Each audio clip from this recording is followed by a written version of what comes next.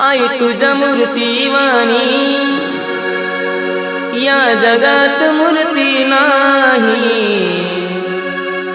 अनमोल जन्म दिला गाई तुझे उपकार फिटणार नाही।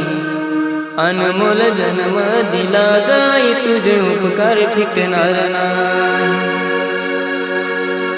बालपणी मी खेळत खेळत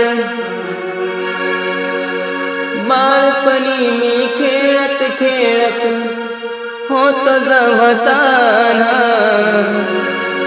अमृताहुनी गोड पाजलंस पान।